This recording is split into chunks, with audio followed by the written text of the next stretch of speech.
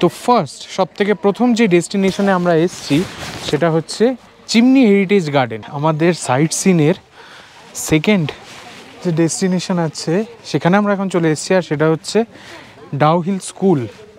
এখান থেকে কার্শিয়াং শহরটা খুব সুন্দরভাবে এবং খুব ভালোভাবেই দেখা যায়। এই গেলে এইটা হচ্ছে নেতাজি মিউজিয়াম।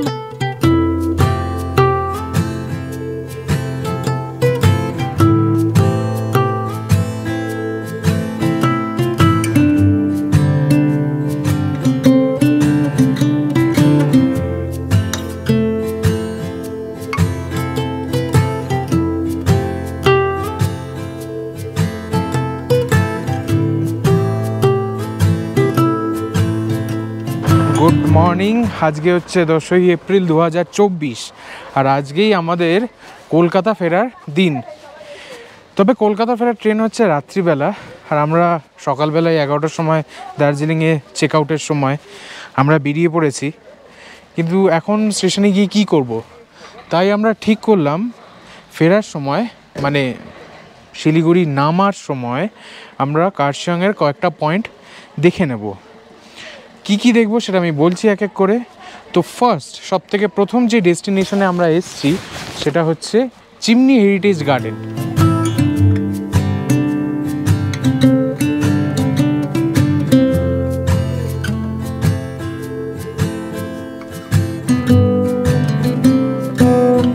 আমরা দার্জিলিং থেকে নামার সময় তো এই জায়গাটা এসেছি। তো এই জায়গাটা অসাধারণ, মানে চারিদিকে শুধু পাইনের বন, আর তার মাঝখান দিয়ে ফাঁকা রাস্তা চলে যাচ্ছে, ঝিঁঝি পোকার ডাক, আর একটাও কোনো শব্দ নেই। এত শান্ত নিরিবিলি এই জায়গাটা আসার সময়, যে রাস্তাটা ওঠার সময় এই জায়গাটায় আসতে পারেন, বা নয়তো নামার সময়। আমি নামার সময় এই জায়গাটা দিয়ে আসছি, তো রাস্তাটা একটু আলাদা, সেই কারণে এই জায়গাটার সৌন্দর্যটা অসাধারণ।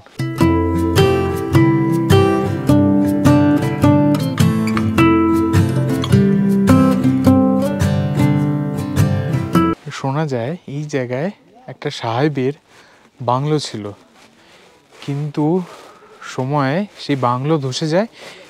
কিন্তু বাংলোর যেই চিমনিটা ছিল সেটা এখনও তার ধ্বংসাবশেষটা রয়ে গেছে। ওটাই এখন একটা মেজর টুরিস্ট স্পট হয়ে গেছে, যারা এখানে আসে দেখতে।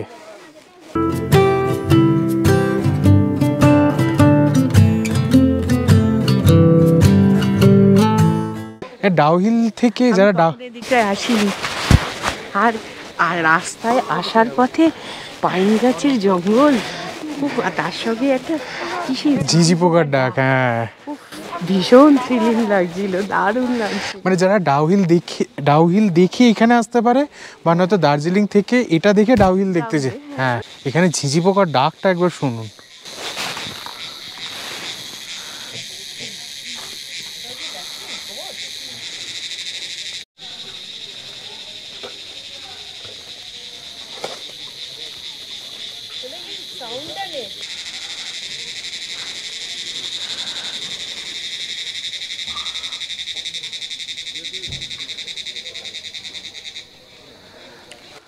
দারুণ জায়গাটা।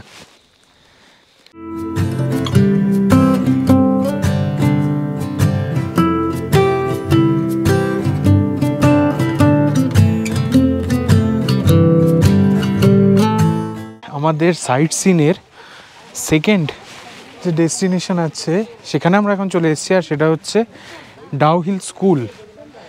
ভেতরে ঢোকা নিষেধ, ভেতরে ক্লাস হচ্ছে যে আমি শুনলাম, তাই আমাদের যারা ট্যুরিস্ট আমরা যারা আসি তারা বাইরে থেকেই দেখতে পাই, ভেতরে ঢোকার অনুমতি নেই।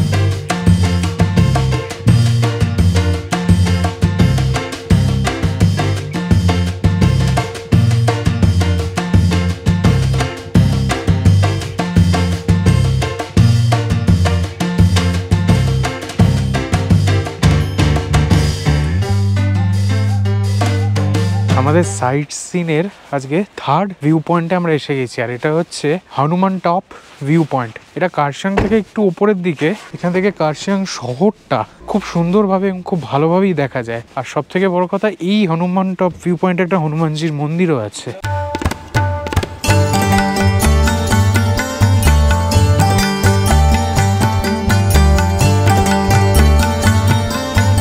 এখান থেকে কার্শিয়াং শহরটা কি দারুণ লাগছে একবার দেখুন। ওই হচ্ছে কার্শিয়াং শহর, আর এটা একটা চা বাগান।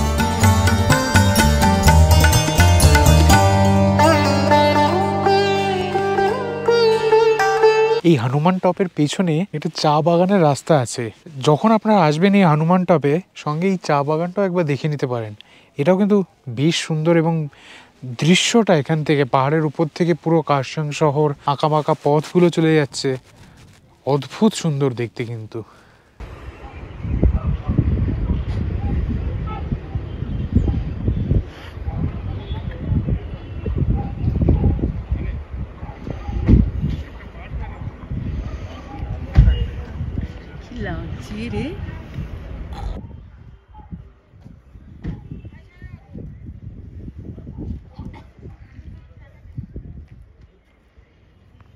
আমরা এসে গেছি আমাদের এখন নেক্সট ডেস্টিনেশন, যেটা এটা হচ্ছে গিদ্দে পাহাড় ভিউ পয়েন্ট।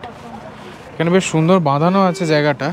এখান থেকে সিঁড়ি দিয়ে উঠে গিয়েই ভিউ পয়েন্টটা, আর ওখান থেকে এই জায়গাটার পুরো দৃশ্যটা দেখা যাবে।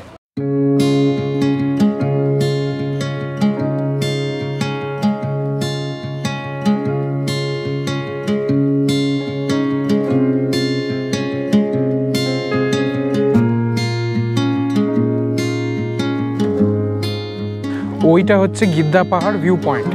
এই গিদ্দা পাহাড় ভিউ পয়েন্ট থেকে সামনে এগিয়ে এলে একটুখানি এগিয়ে এইটা হচ্ছে নেতাজি মিউজিয়াম।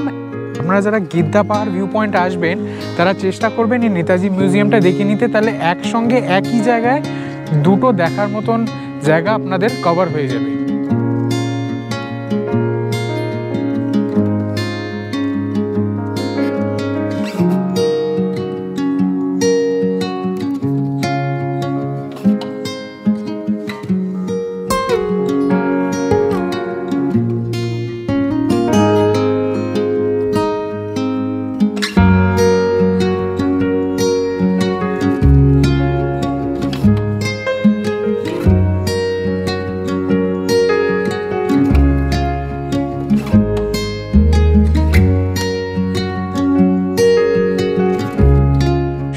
তখন অস্তাচলের পথে, আর আমরা পাহাড়ের সবুজ ঘেরা আঁকা বাঁকা পথ পার করে নেমে এলাম নিউ জলপাইগুড়ি স্টেশনে।